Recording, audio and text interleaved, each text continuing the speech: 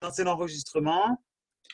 Voilà. Erev Tov, bonsoir à tous. Avec un grand plaisir, on se retrouve une fois de plus avec Roni Akrish dans le livre des Télim. Et cette fois, le Télim numéro 55 avec Roni Akrish. Bonne étude à nous Merci tous. beaucoup à tous d'être là ensemble pour cette nouvelle leçon avec le Teilim 55 que je nommerai ainsi on va dire le cantique de David composé pour une orchestration à même de nous faire réfléchir sur la trahison et l'infidélité. En fin de compte, le Mizmor 55 commence de cette manière. L'Amnatser bin Ginot, Maskil les David. Véritablement ce que je viens de dire, un cantique composé par David pour une orchestration, si je puis me permettre, en tout cas c'est le rôle de la partition, mais où cette musique serait à même de nous permettre de réfléchir. Sur quoi? Nous allons le voir, parce que les noms ne seront pas prononcés, mais ce qui sous-tend le Teilim est bien ici, la trahison et l'infidélité, et les noms sous-entendus sont, à mon avis, ceux de Avshalom, le propre fils de David, qui se révolte et poursuit son père et contrarie la royauté de son père, et Achitophel, ce conseiller, cet ami de toujours, ce proche si proche, et qui pourtant ne va pas être à la hauteur de l'amitié, de l'intimité qu'il y aura, ou qu'il y avait plutôt, entre David et lui. Au verset 2 et 3, Azina Elohim litfilati, al titalem mitrinati.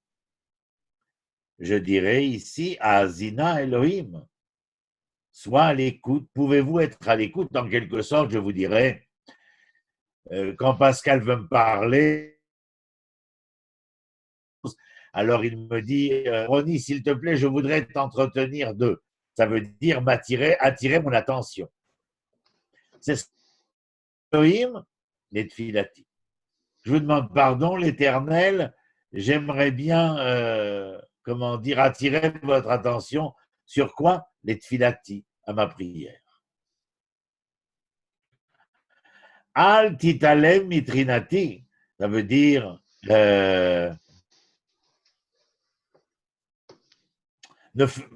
ne sois pas celui qui ne prêterait pas attention à ma supplique. Donc, je vous ai dit, demander l'attention divine à sa prière, comme on le ferait avec son prochain, occupé à son labeur. Certes, à ce moment, je pense que David est très contrarié. Contrarié, mais pas seulement contrarié. Il est contrit et oppressé. Je pourrais imaginer que ces hommes sont au combat, ou en tout cas qu'il se souvient de cette époque-là, lorsque ces hommes étaient au combat. Souvenez-vous, pour ceux que ça intéresse, l'épisode dramatique de Tsiklag, lorsque les Amalécites vont attaquer le campement de David et prendre femmes et enfants comme prisonniers. Et donc il y a d'une certaine manière ici, lisons le verset 3 aussi, Akshivali ve'aneni. Après Azina et Akshiv, ce sont des verbes différents, mais qui veulent dire ou qui se rapportent à lui. Tendre l'oreille, être à l'écoute. Ve'aneni, réponds-moi. Réponds-moi, à quel moment devras-tu me répondre? Alors, vous l'avez ici, mon idée de contrition, d'oppression. Aride, ça veut dire, en quelque sorte, je je pleure. Bessiré lors de mon propos. C'est-à-dire que les larmes aux yeux, je prononce les mots qui sont les miens lorsque je te raconte ma douleur et ma souffrance. Ve'ahima, ça veut dire, il y a ici ahima dans un soupir. C'est-à-dire qu'on a véritablement l'impression que David en a plus qu'assez de cette situation qui le contrit, qui l'oppresse, qui le fait souffrir, qui est douloureuse pour lui. Et David va s'expliquer devant l'Éternel au verset 4. Au verset 4, nous lisons Mikol oivai, mipne aket. Aket, c'est la tension, la pression. Mikol oivai, mipne aket. Vous avez la traduction que vous donne Pascal. Araash, mipne aket arasha, slicha. Ki yamitu alai aven ubeaf ishtemuni. Au verset 4, on a véritablement l'impression que David s'épanche devant l'Éternel. David s'explique devant Dieu. Il s'explique de cette douleur ressentie, celle d'être ainsi poursuivi aux seules fins d'être éliminé.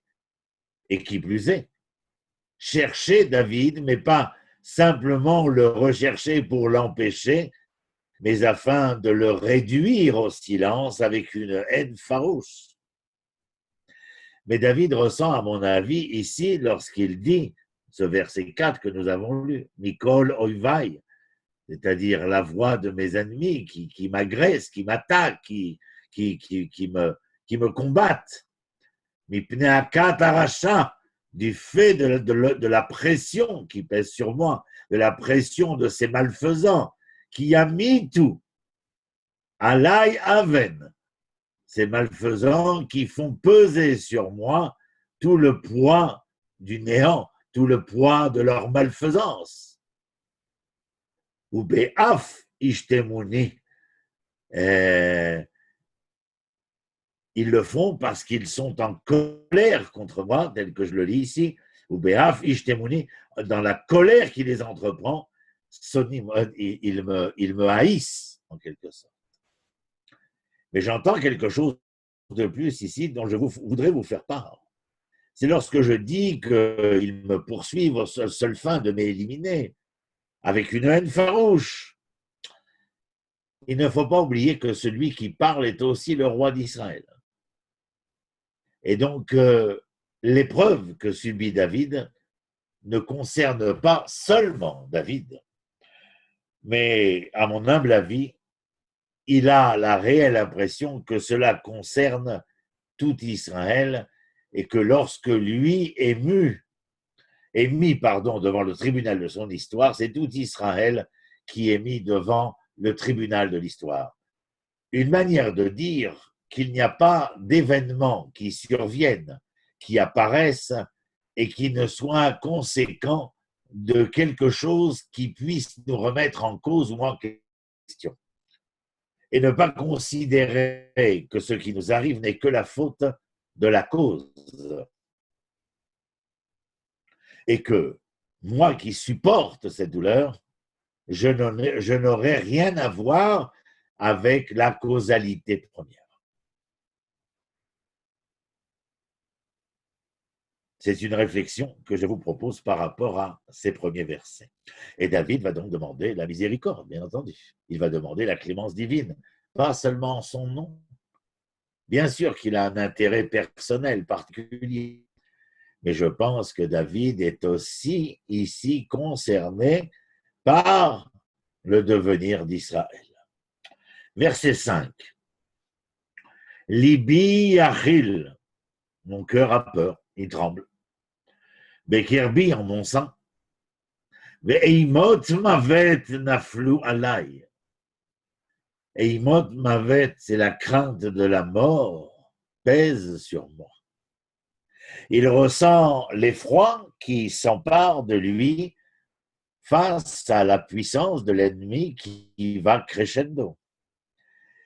Et quelles sont les raisons d'un tel éveil des forces malfaisantes? Et nous revenons à ce que je disais à la fin du verset 4.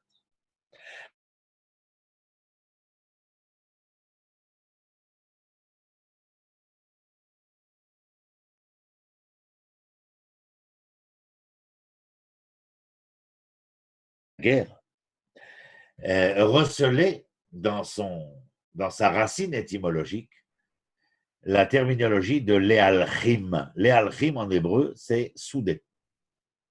On aurait donc une racine pratiquement commune entre la guerre et ce que l'on voudrait souder, comme si la guerre n'avait de sens que parce qu'elle tentait à pouvoir ressouder ce qui avait été brisé ou fracturé. Donc, quand je pose la question, quelles sont les raisons d'un tel éveil des forces malfaisantes, il est clair, bien entendu, que cela ne concerne pas seulement les malfaisants. Bien sûr qu'il existe dans le monde un partage dualiste entre le bien et le mal. Mais même lorsque le mal devient mal, il faut essayer de comprendre comment est-ce que nous en sommes arrivés là. Et lorsque le mal frappe le bien, il faut essayer de comprendre et d'entendre pourquoi le bien est-il malmené s'il est si bien que ça. Verset 6.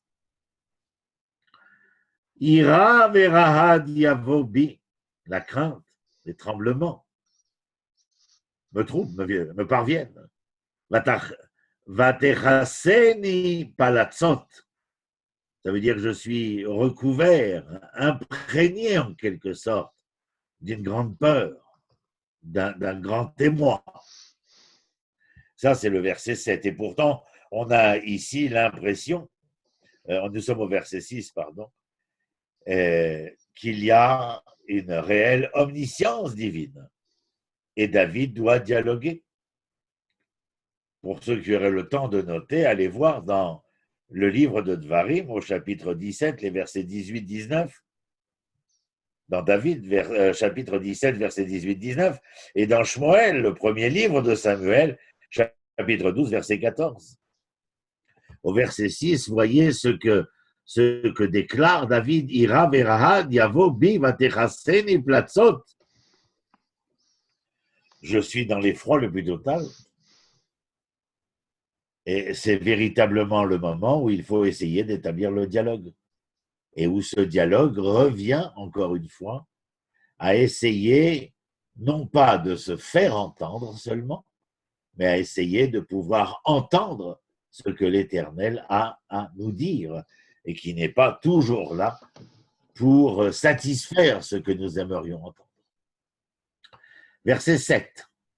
Vaomar, mi iten li ever kayona a ufa ve'eshkona.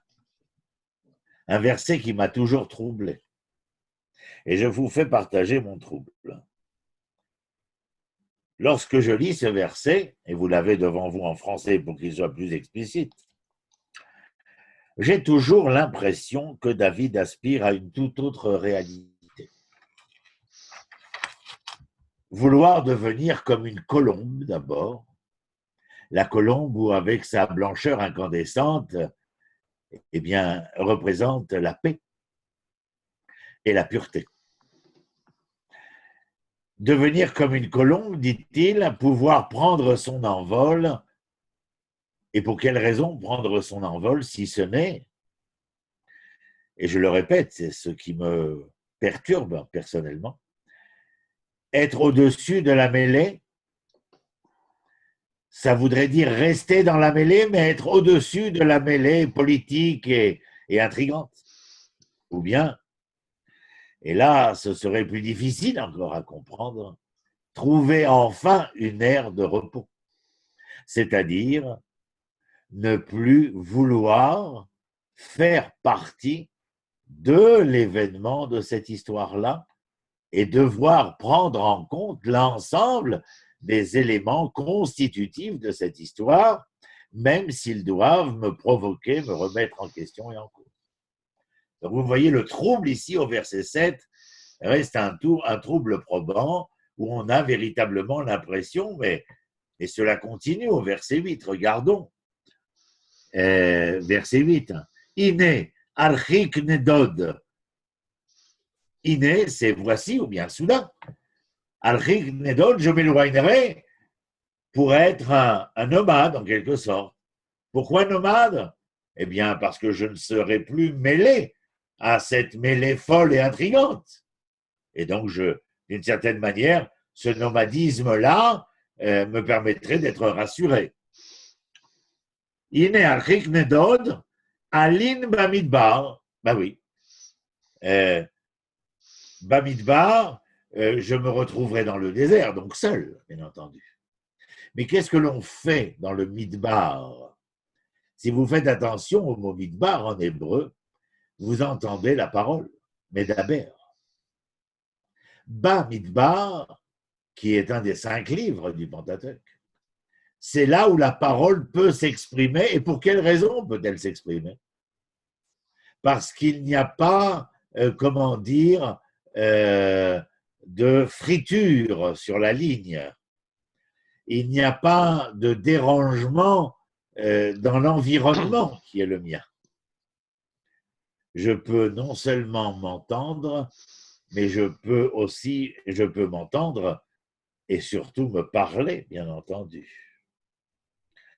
Donc il y a là, versets 7 et 8, une tendance qui me paraît bien étonnante dans le sens où je trouve qu'il y a comme, à un moment donné, et on peut le comprendre, ce n'est pas que nous ne comprenons pas, un certain ras-le-bol, un certain cela suffit, et que l'on aimerait bien avoir la capacité, en tant que roi d'Israël, d'être au-dessus de la mêlée, et peut-être, d'après ce que je lis, même un peu plus, avoir la possibilité de se retirer et de les laisser, comment disait-on, croiser le fer, mais ne plus être tout ou partie de cette folie intrigante. Voyons au verset 9 ce qu'il dit. Achisha. Achisha, c'est être pressé, empressé. Miflat li miroir soa. Ah ben vous voyez, cela continue au verset 9. Je suis pressé de quoi? De chercher. Je me mets en quête de quoi? D'un refuge. Miflat li, d'un refuge pour moi. Et me réfugier de quoi? Miroir soa. Qu'est-ce que j'ai marqué, moi, pour préparer votre cours? Je cherchais à empresser un refuge éloigné de ce contexte brutal. Un contexte brutal, c'est Rouar Soa, Misahar. Mazé Sahar, c'est la tempête. Un contexte brutal de cette tempête fomentée par mes ennemis. Rodi, j'ai une réflexion par rapport au verset 7 et 8 et ce qu'on a dit.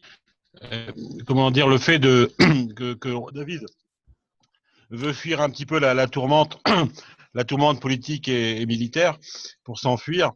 Et ça pensait au fait, comme il représente, le verset précédent, tu disais qu'il représentait tout Israël en tant que roi.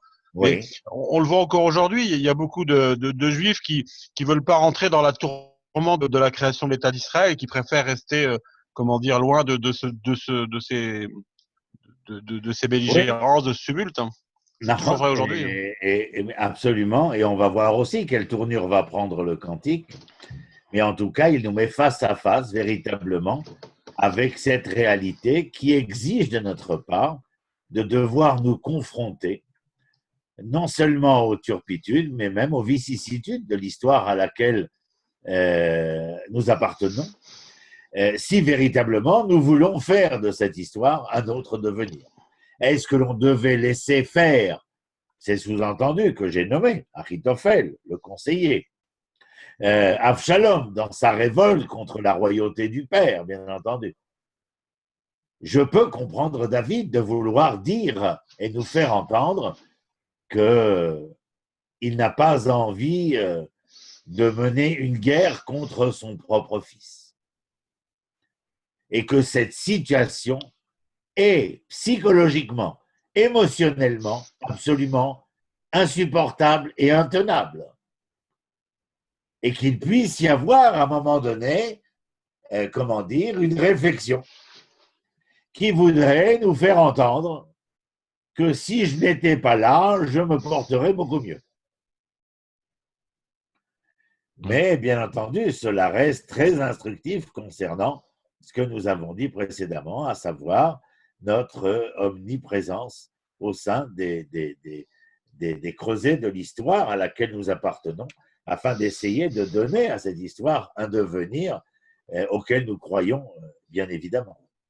Je crois que comme nous sommes dans la semaine du 8 mai et des commémorations qui ont eu lieu, je pense que les individus ont dû, en tout cas ceux grâce à qui nous avons obtenu la liberté de ce joug qui pendant plusieurs années a étouffé et provoqué la mort, l'extermination de millions d'hommes, de femmes et d'enfants à la surface de l'Europe, tout pays confondu, y compris concernant les Juifs, bien entendu.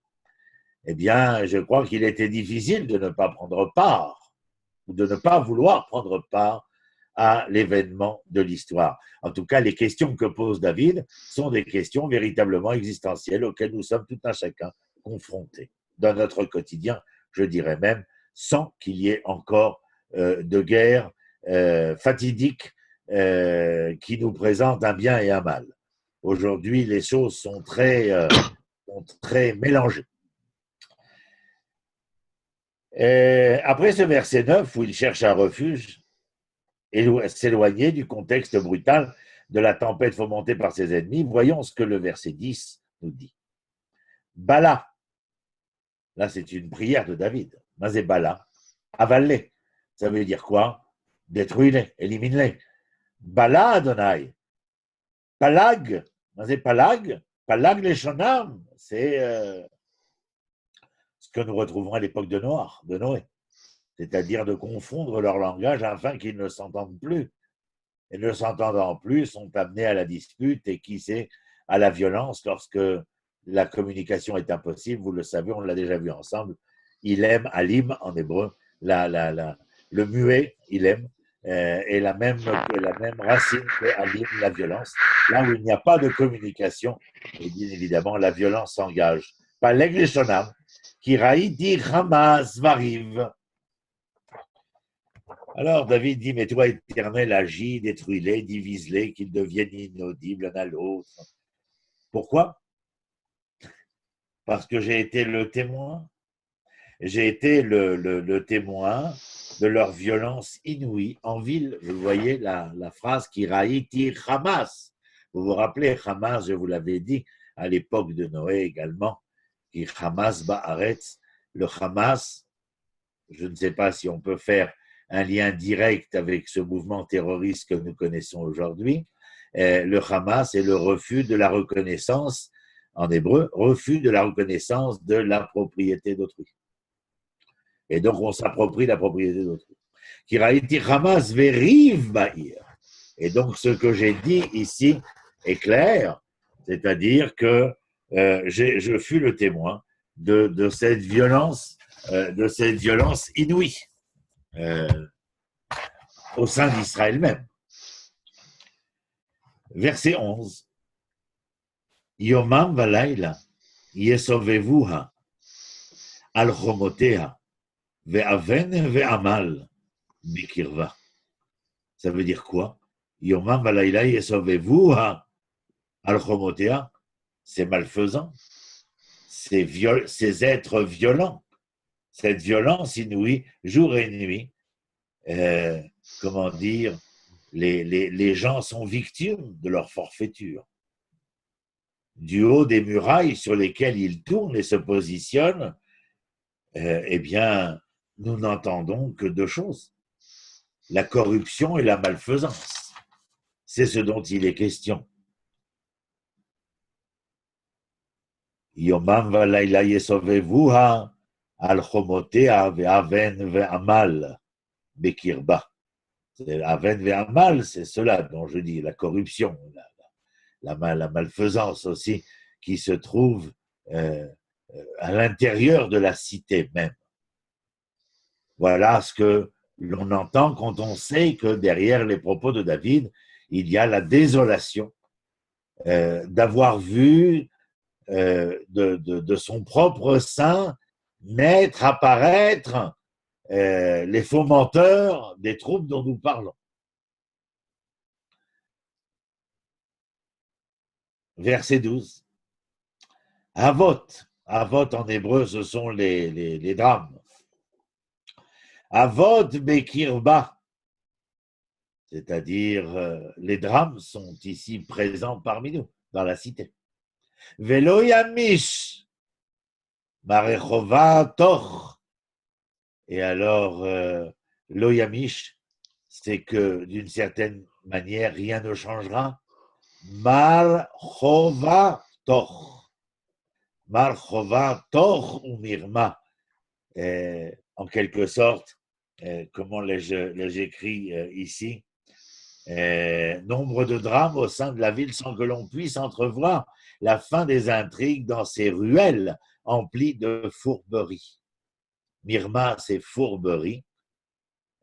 C'est cela dont il est question. Intrigue, pas seulement intrigue, mais fourberie de la part de ces gens.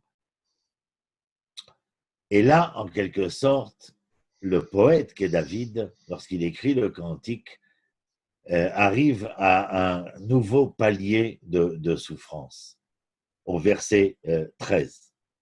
Kilo oyev, yecharfeni, ve'esa, ve'lo mesanai alai igdil, ve'aster mimenu.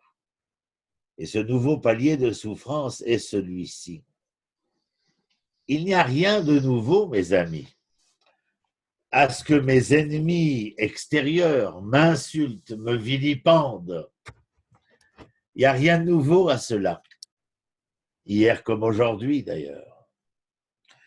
Qu'ils m'insultent et me provoquent. Face à eux, je sais pertinemment comment agir, réagir, comment me défendre. C'est ce qu'il dit au verset 13. Et au verset 14, la chose devient beaucoup plus probante, car il s'adresse d'une certaine manière à son opposant au verset 14. Veata, nominatif, et toi. Enosh ke'arki, ke'erki, c'est-à-dire toi. Enosh, c'est l'humain, l'homme, tout l'humain qu'il y a dans l'homme. Ke'erki, toi, David s'adresse à son opposant comme s'il était face à lui en quelque sorte. Que lui dit-il? Ke'erki, Aloufi ou Meyudahai. Moi, je t'appréciais, je te considérais comme mon égal, même plus parfois. Tu étais mon maître, ma sécurité. Tu faisais partie de mes proches. Là, véritablement, il est question d'un propos qui s'adresse à Achitophel. Et pourtant, il n'est pas nommé. Mais nous savons ce que l'histoire nous a rapporté.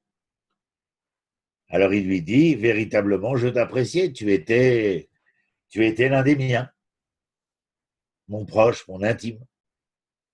Tu avais ma considération. Verset 15, regardez jusqu'où ça va. Asher yardav namtik, sod ou bebeit Elohim nehaler baregesh. Que lui dit-il? Oh, nous étions si intimes que nous nous racontions nos secrets. Nous marchions l'un à côté de l'autre, si vous voulez. Émus, satisfaits. Pourquoi émus et satisfaits? Oh, tout simplement parce que nous rencontrions sur notre chemin bien d'autres qui ne nous ressemblaient pas, comme ces serviteurs de Dieu qui ensemble travaillent, servent l'Éternel et pourtant parviennent à se détester, même à se haïr. Je reviendrai à ce que dirait David à Achitophel, par exemple. Voilà ma souffrance, ma douleur. Quelle est-elle? Celle que je t'ai expliquée. Que tu m'as trompé. Tu as abusé de ma confiance. Tu as abusé mon amour. Et pour cette raison, je maudis mon fils, mais je te maudis à toi aussi. Je ne souhaite pas la mort de mon fils. Je ne souhaite pas ta mort, mais je souhaite que vous ne puissiez être. Verset 16. où il dit comme cela.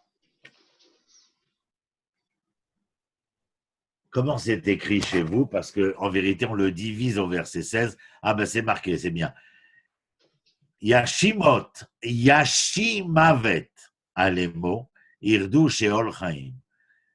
Yashimavet, c'est-à-dire qu'ils mettent, que la mort s'empare d'eux. Oui, c'est ça, qu'ils mettent la mort sur eux. Alemo, c'est Aléem. Irdu Sheol Chaim. Et donc qu'ils descendent vivants dans l'abîme. Kiraot Bimguram Bekirbam. Alors là, je préfère vous dire ce que je pense, moi, du verset 16. La malédiction s'abattra sur eux car ils sont le mal incarné, au plus profond de leur être et même de leur cœur. C'est-à-dire que non seulement la raison les entraîne, la raison avide, la raison narcissique, la raison ambitieuse, mais plus que cela, ce n'est pas la raison qui les mène, c'est que j'ai véritablement l'impression que dans leur cœur, ils sont ce que leur raison leur demande de faire. Ronnie, Oui. là, David, il parle de son fils et de son conseiller, là, dans le verset 16. Oui. Il parle des deux, c'est ce que j'ai mis en présentation, Avshalom et Achitophel. Achitophel, l'ami intime, et Avshalom, le propre fils. Oui, d'ailleurs, j'avais une petite remarque sur le mot, au verset 14, le mot Yudaït, qui est traduit par confident, mais la racine, c'est Yudalet Aïn, et c'est ce qui est utilisé quelquefois dans les rapports conjugaux, donc c'est vraiment une grande intimité.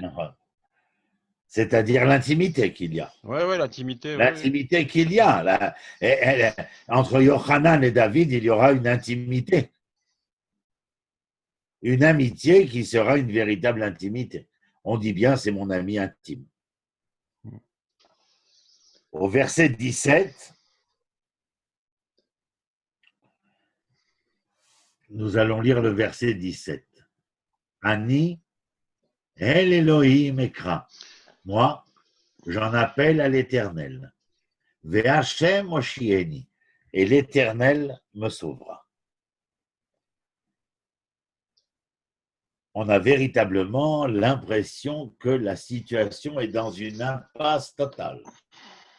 Premièrement, parce que nous étions face à un David qui se voulait devenir colombe et s'envoler vers un autre horizon afin de pouvoir s'entendre et se parler à lui-même, c'est-à-dire se sortir de la cacophonie de l'histoire dans laquelle il était.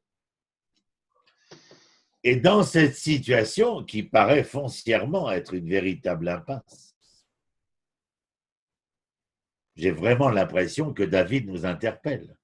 Mais si votre propre enfant se rebelle contre vous, trompe votre confiance et votre amour, si cet ami intime fait partie des intrigants qui viennent contrarier votre amour et votre confiance, c'est une situation absolument insupportable. Non seulement elle est insupportable, mais elle est oppressante. De cette manière, j'entends David Améler me dire « Ah, qu'est-ce que j'aimerais être une colombe blanche et pouvoir m'envoler et me sortir de cet imbroglio-là. » Mais je ne suis pas une colombe et je n'arrive pas à me sortir de cet imbroglio. Qu'est-ce que je fais au verset 17 ? Eh bien, il ne leur reste plus qu'à quoi faire, qu'à se tourner vers Dieu et l'implorer de le sauver d'une telle situation. Mais attention, je rajouterai, quand je lis le verset 17, je le reprends, Ani El Elohim Ekra. Vous avez vu qu'il y a le Ani.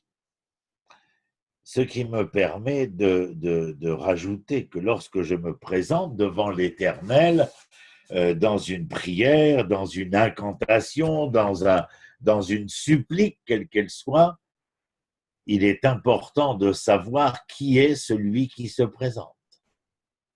j'entends dans qui est celui qui se présente que celui qui se présente doit être présentable. Présentable, je ne cherche pas à savoir s'il a un costume, 3 pièces, cuisine, salle de bain, mais je veux savoir s'il est présentable au niveau de l'identité morale qui est la sienne.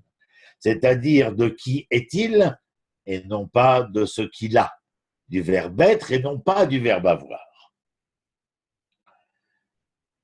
Au verset 18,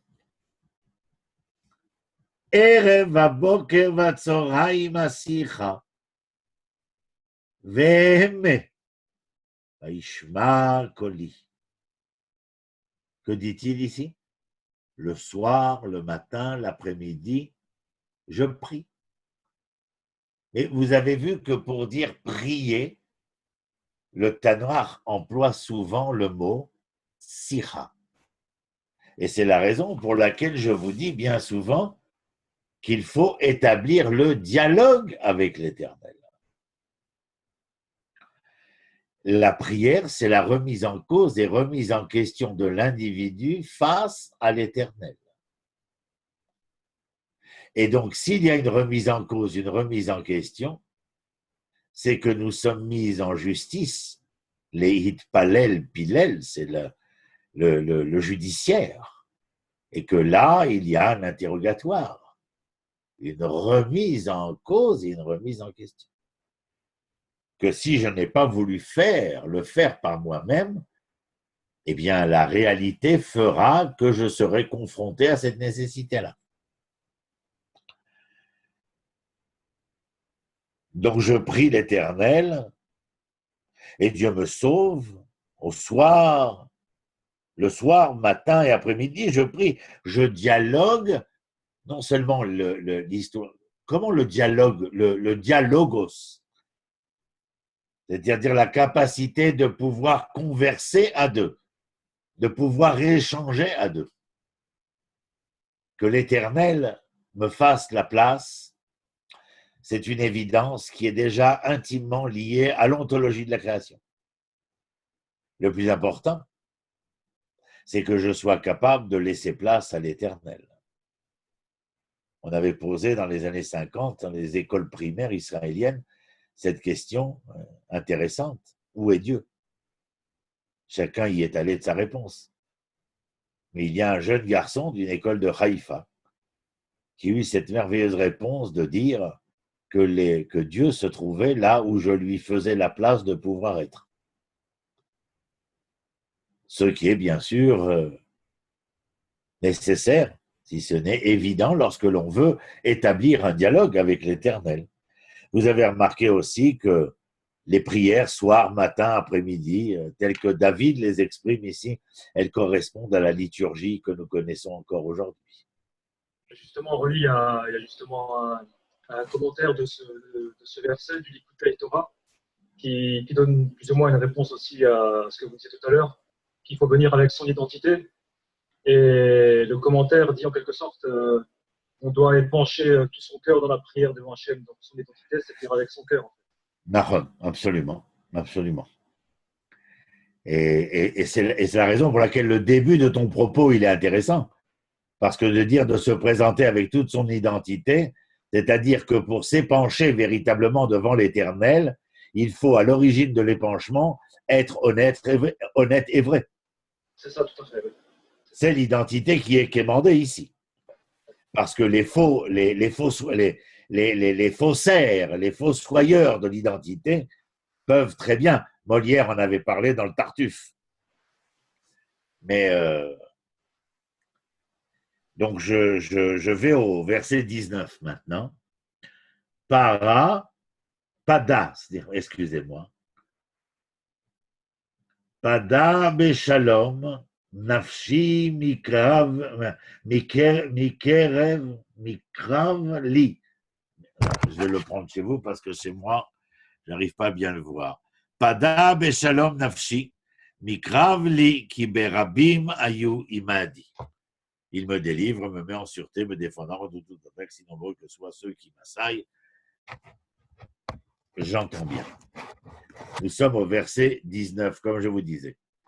Je fus sauvé lors de mes combats, grâce à tous ceux, et c'est là que je rajouterai par rapport à la traduction qui est exprimée ici, je fus sauvé lors de mes combats, mais je tiens à vous faire savoir que ma réussite n'est pas ma réussite, comme on l'entend d'ailleurs, entre guillemets, lors des grandes réussites des équipes, où, comme a dit le nouveau président de l'État français, que ce n'est pas seulement lui qui avait gagné, mais que grâce à eux, à tous ceux qui ensemble avaient, alors je vous avais écrit, je fus sauvé lors de mes combats grâce à tous ceux qui me soutinrent corps et âme.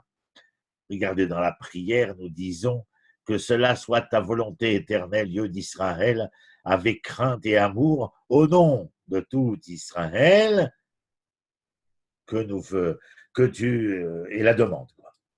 Mais c'est toujours Yehi Ratzon milfanecha, que cela soit ta volonté, au nom de tout Israël. Car il n'a rien David pour David, si ce n'est que David en tant que roi d'Israël. Mais David est une mesure étalon dans ce cantique, concernant nos confrontations, avec nos douleurs, nos souffrances, nos contrariétés, nos pertes d'amour et de confiance.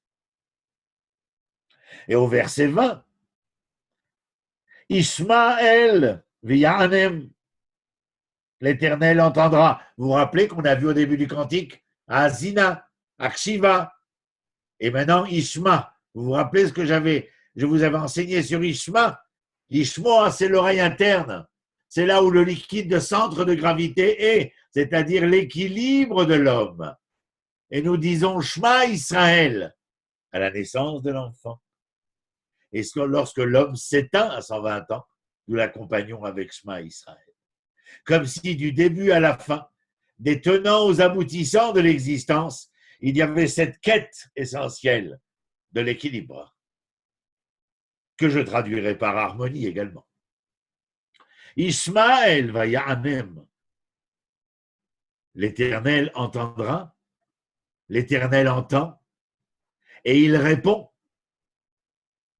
Mais la question qui vous est posée, qui m'est posée, qui nous est posée, à quel moment l'Éternel entendra-t-il, David? À quel moment l'Éternel entendra-t-il, Ronnie, David, Pascal? À quel moment entendra-t-il, répondra-t-il? Au moment où vous auriez été capable de lui faire entendre qu'il était possible d'entendre que nous étions dans cette quête harmonieuse, cette quête de l'équilibre, cette quête du perfectible, même si nous n'étions pas arrivés à bon port, mais que nous nous étions mis en chemin afin de parvenir à réaliser ce pourquoi nous étions les témoins de l'Éternel. Que l'Éternel entende la voix de mes amis et qu'il l'exauce. Ronnie, oui. C'est ce que vous venez de dire, il fait référence au verset 19. Ce que vous venez de dire se rapporte au verset 19 pour dire à quel moment de la l'Éternel responsabilité collective. De cette responsabilité collective. Parce qu'il dit, il me délivre, me met en sûreté, me défendant, etc. Regardez, je reprends le vers. Pada beshalom nafshi mikerev li, ki berabim ayu imadi. Car au sein de ceux qui furent nombreux à m'accompagner, il m'a dit, avec moi, ceux qui m'accompagnèrent, je n'ai pas de possibilité de me résoudre personnellement, individuellement, si ce n'est au nom de tous. Et l'équilibre et l'harmonie dont nous parlons n'est pas le seul équilibre et harmonie de l'individu, qui, d'autant qu'il soit important, n'en est pas la finalité essentielle, étant donné que cette harmonie ou équilibre individuel n'aurait de finalité que d'être le moyen de pouvoir rejoindre l'équilibre et l'harmonie sociale, sociétale. D'accord. L'harmonie de tous. La traduction 19 n'est pas correcte. Pardon? Cette traduction du verset 19 n'est pas correcte.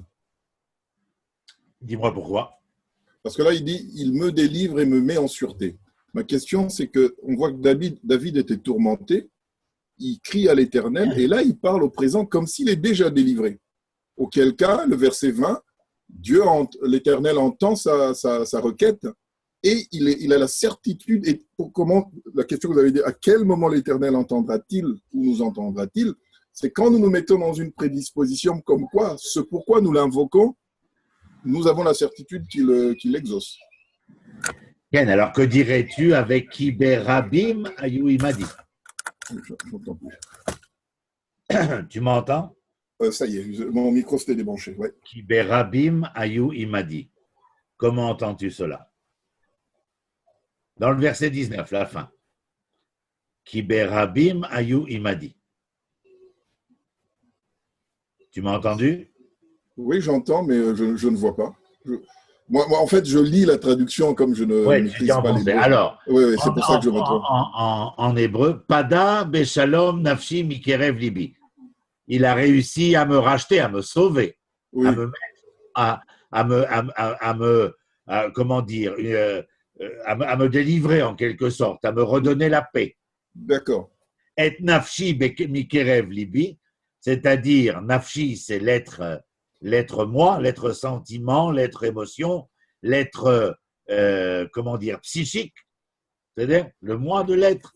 Il a réussi à me tranquilliser. J'ai non seulement été sauvé physiquement, mais il est bien évident que lorsque je suis sauvé physiquement, je suis beaucoup plus serein par la suite. Je suis d'accord. Bien fait. Ensuite, oui. C'est le passage du tourment à cette sensation de salut, de liberté, d'être sauvé. Il est passé d'un état d'angoisse, de terreur, et il commence à invoquer l'Éternel, et tout de suite il dit l'Éternel m'a délivré. Est-ce que sur le terrain, effectivement, l'ennemi est dans la confusion? C'est ça ma question. Comment il passe d'un état à un autre si les événements ne changent pas? Si le cantique est écrit, oui, parce il est conséquent des événements qui sont les siens. D'accord, ok. Alors il ne les décrit pas au mot à mot, mais il tire les conclusions d'événements qu'il a vécu, senti et ressenti. En conséquence de quoi, il établit le fait qu'il y a eu prière, il y a eu demande, il y a eu supplique, que au vu et su du déroulement des événements, eh bien, voilà, qu'il s'est senti rassénéré, c'est-à-dire sauvé physiquement. Étant sauvé physiquement, le voici beaucoup plus serein, et il termine ce verset, à la fin du verset 19, en disant « Kiberabim Ayou Imadi » au nom de tous ceux qui m'ont soutenu, grâce à qui j'ai pu supporter, traverser toutes les velléités de cet épisode, de cette histoire-là, mais seul, jamais je n'aurais pu me sortir de tout cela. Parce que pour arriver au temps où je puisse invoquer l'Éternel, supplier l'Éternel, il fallait aussi que je garde une certaine confiance en moi. Et cette confiance en moi n'était possible que parce que je ne me sentais plus seul.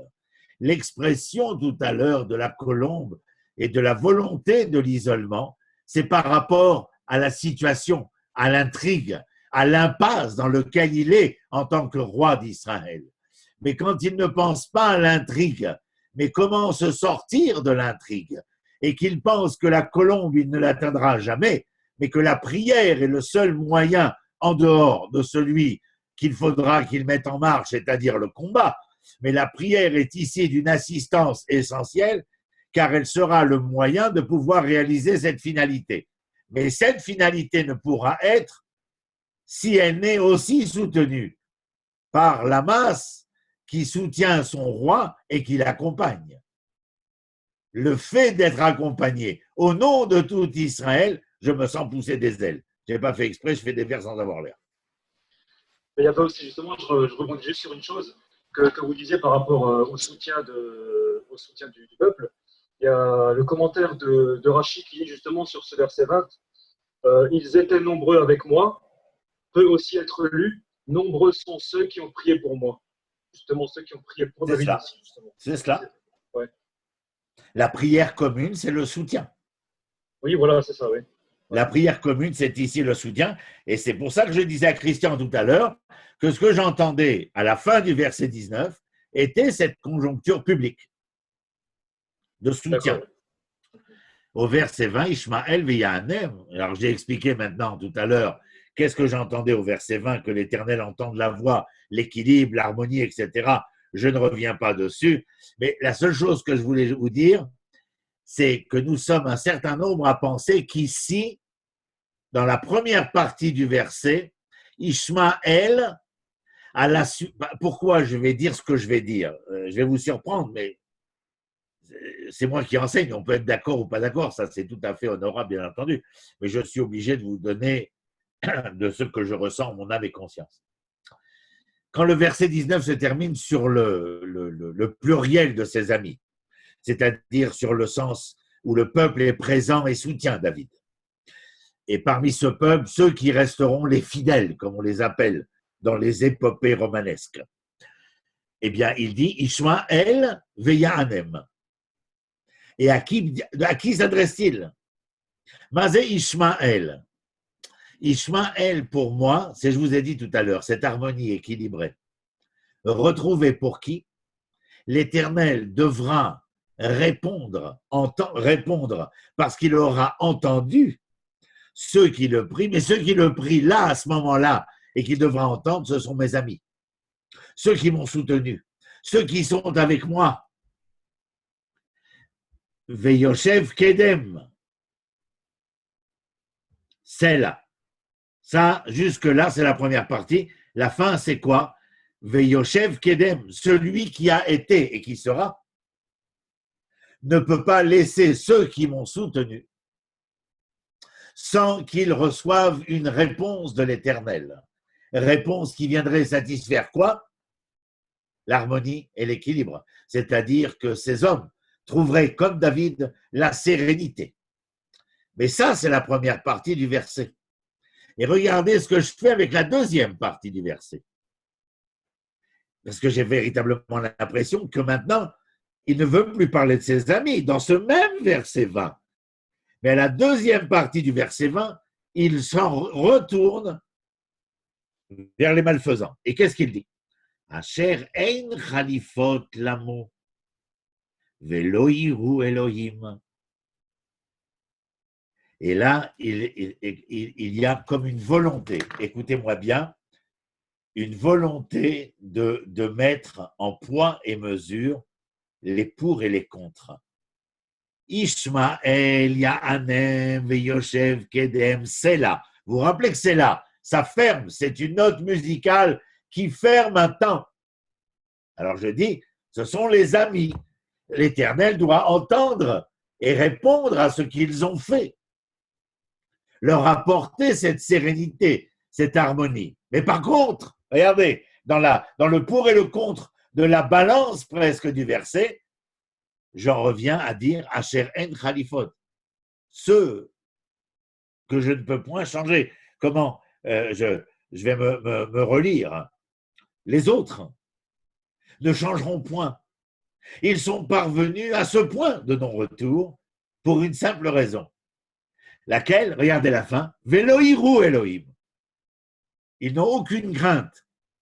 Et ira en hébreu, ce n'est pas simplement la crainte parce que la crainte par la peur, mais la crainte la même que nous vouons à nos parents, c'est une crainte par amour. Ça s'appelle le respect. En clair, qu'est-ce qu'il dit? Ceux-là ne changeront. Ils sont à un point de non-retour. Pour quelle raison? Savez-vous à quel moment nous touchons au point de non-retour? Lorsque nous n'avons plus ni la crainte ni l'amour, lorsque nous n'avons plus le respect de l'autre, parce que nous n'avons plus le respect de nous-mêmes. Et nous n'avons plus de respect de nous-mêmes parce que nous sommes incapables de préserver la confiance que nous avait donnée David, l'amour que nous avait donné David. Tirez-en les leçons pour les hommes de demain. Je ne suis pas déchaîné, c'est ma nature. Verset 21. Shlach yadav Bishlomav. Shlach Yadav, Bishlomav, Chilel Brito. Mes ennemis, en quelque sorte. Shlach Yadav, à mes ennemis, Shlach Yadav, Bishlomav.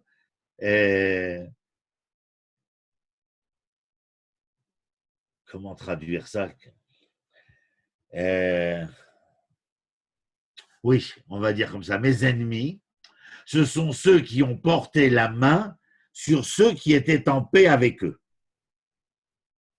Ce que j'ai expliqué tout au long de la leçon de maintenant. C'est-à-dire qu'ils sont sans respect des autres parce qu'ils sont sans respect d'eux-mêmes.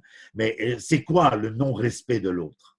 C'est pouvoir tromper sa confiance, tromper son amour, lever la main sur lui, etc. etc. Donc ils ont ainsi pu frapper leurs amis et contrarier l'alliance. Et lorsqu'on va arriver à ce point de non-retour dont j'ai parlé il y a un instant, de non-respect, et là de contrarier l'alliance, je ne contrarie pas l'alliance parce que celui que je vais tromper me pousse à contrarier l'alliance, mais parce qu'en amont, l'alliance est déjà contrariée en mon âme et conscience. D'ailleurs, René, le mot qui est utilisé, enfin qui est traduit par ami, la racine c'est shalom, c'est la paix. On peut penser à la paix intérieure en fait. Aval shlach yadav beshlomav. Ça veut dire quoi? Porter sa main sur ceux qui sont en paix avec moi, c'est-à-dire ceux qui me portent confiance et amour. Exactement. En français, comme on dit, planter un couteau dans le dos.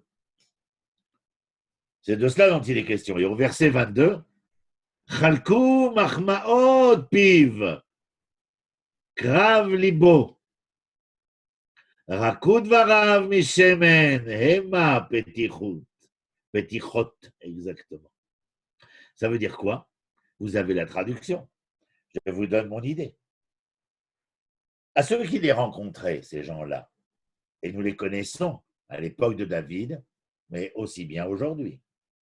Pour ceux qui les rencontraient, bien, ils paraissaient de tendres agneaux, comment dire, qui ne feraient de mal à personne.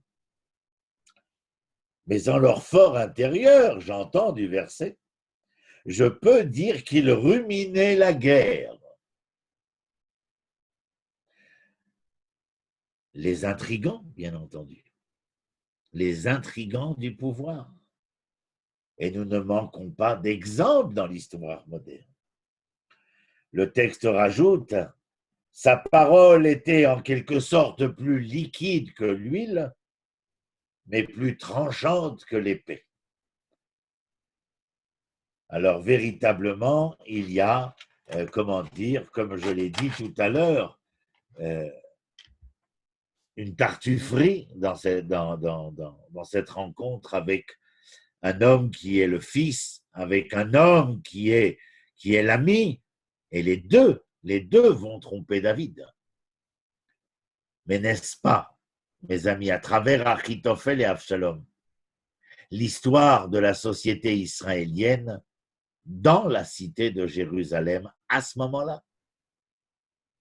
Sinon, pourquoi la guerre? Sinon, pourquoi l'intrigue? Sinon, pourquoi tous ces drames qui vont se jouer à l'intérieur de la cité de Jérusalem et à l'extérieur, lors de la fuite de David. Verset 23. Ashler al Hashem yavcha, vehu yechalkelecha, lo iten leolam mot la tzadik. David vient ici avec son propos, traduit devant vous, il vient nous renforcer en quelque sorte.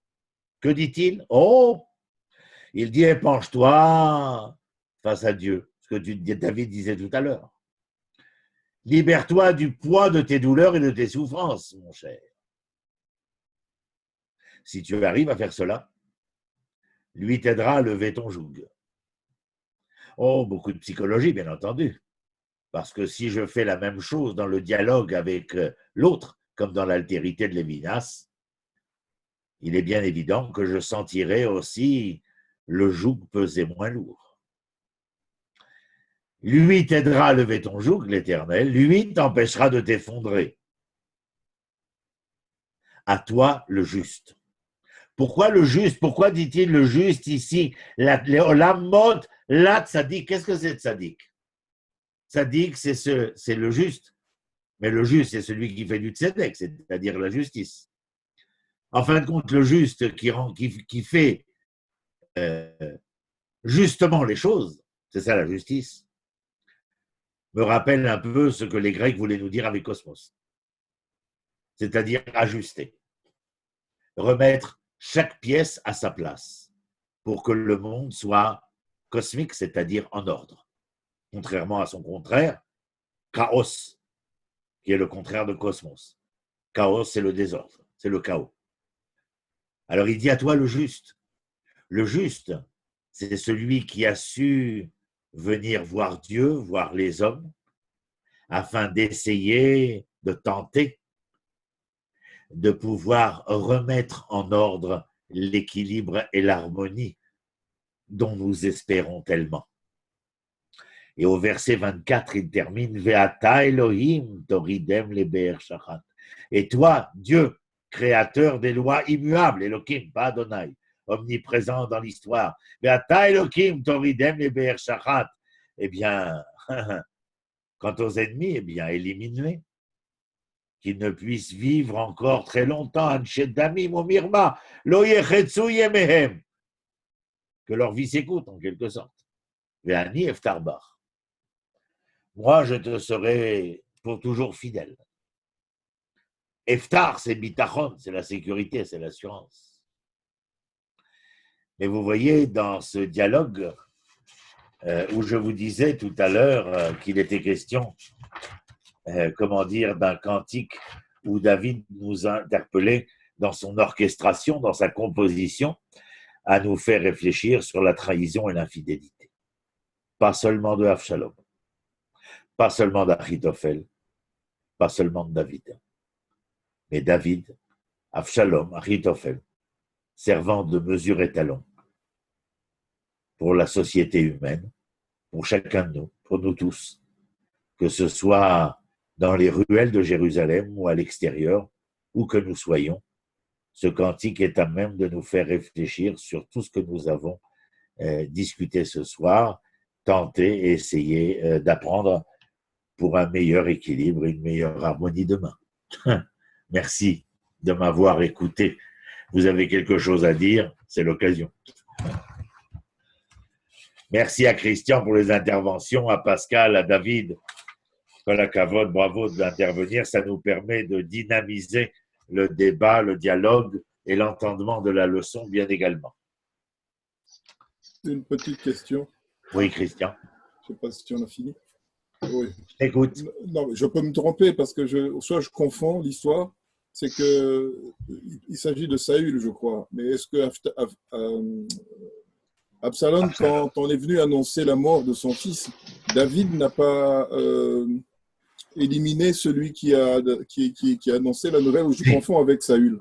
Non, il y a deux choses. Celui qui est venu annoncer la mort de Shaoul, David n'a pas supporté parce qu'il lui a dit que c'est lui qui a terminé Shaoul. Mais David n'a pas pris en considération que Shaoul avait demandé à être éliminé. Non, il n'a pour ne pas tomber aux mains des Philistins.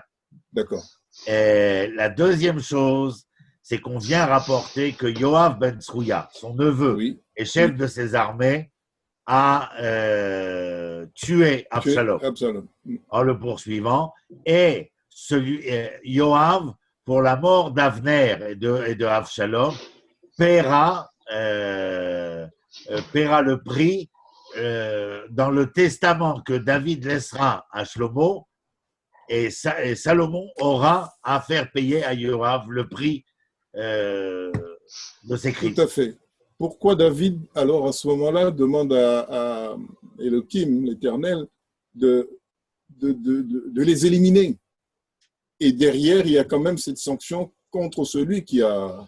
Puisque son propre fils Il a prononcé une parole de malédiction sur sa vie. Ok. Et puis derrière, celui qui exécute la sentence. À mon avis, j'ai dit tout à l'heure que je ne pensais pas qu'il appelait à la mort de ses ennemis, Ah, d'accord. mais qu'il appelait à l'élimination de ses ennemis. Éliminer, ça veut dire les faire Les sortir neutraliser. du jeu Les politique neutraliser. D'accord. et les neutraliser, bien évidemment. Ok. Mais il y a quelque chose qu'on retrouvera dans le Talmud en disant « Est-ce que l'Éternel aspire à la mort des fauteurs ?» Non, il aspire au retour des fauteurs. Oui, bon, on peut faire le parallèle avec le fait que à deux reprises, David aurait pu tuer Shaoul et il l'a pas fait aussi, a priori. Quel Ouais, parce qu'il avait un respect de la fonction. D'accord. Oui. Il pouvait détester l'homme, mais il avait un respect de la fonction. Quand il est caché dans la grotte de En-Gedi et qu'il sort et qu'on lui dit où est Shaoul et qu'il peut, comme lui disent ses soldats, c'est maintenant l'occasion d'en finir avec Shaoul, il ne fait que découper un pan de son vêtement. C'est ça. Pour lui Mais- donner la preuve qu'il aurait pu, mais il ne l'a pas fait. Et donc, en fin de compte, il est, plus honnête que celui qui le poursuit, en quelque sorte. Mais au verset 24, David invoque Elohim. C'est pas le Dieu de justice, C'est Oui, la pas de rigueur, miséricorde. Non, c'est le Dieu de justice, Elohim, absolument. Donc, Il invoque la justice. oui, c'est-à-dire mais il n'y a pas de miséricorde à ce moment-là. Donc la conséquence, Non, c'est pratique. et L'élimination entraîne même la mort, puisqu'ils n'ont pas la crainte de l'Éternel. Puisqu'ils sont. la justice, elle implique que le mal ne puisse plus agir en tant que mal. C'est-à-dire que le mal soit éliminé, annihilé en quelque sorte, empêché de.